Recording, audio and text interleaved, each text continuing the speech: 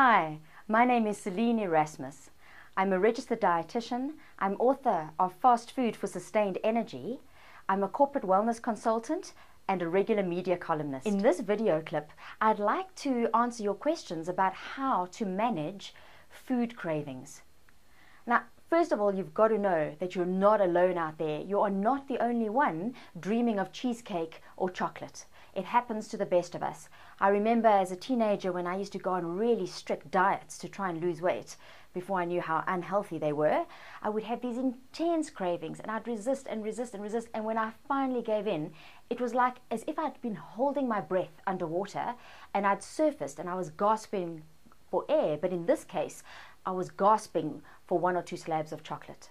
So it's important, if you want to manage your energy, manage your weight and your health, to understand how you can manage food cravings. Cravings are usually intense and they come on quite immediately, and that means that they could be emotionally based.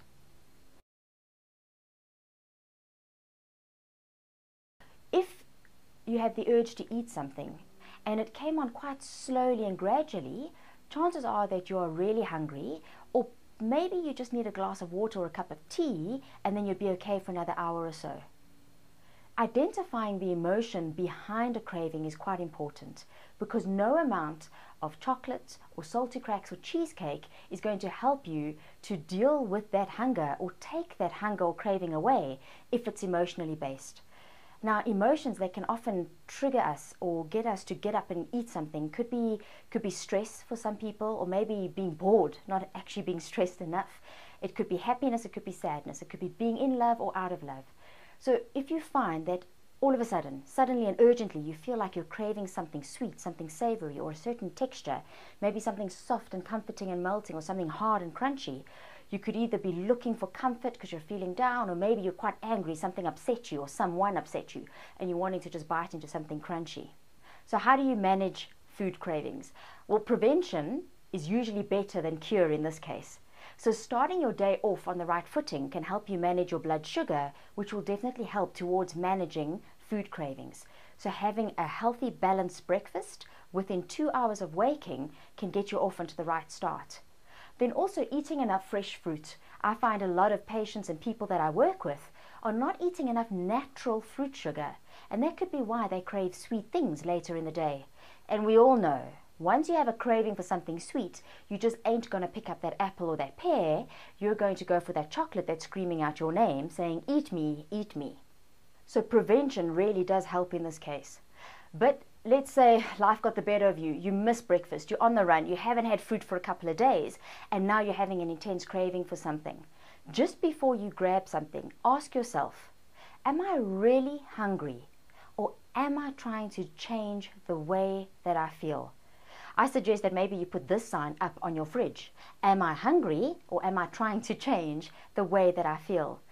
If it's the latter, then think about what triggered that emotion. Could you rather deal with that before you grab something to eat?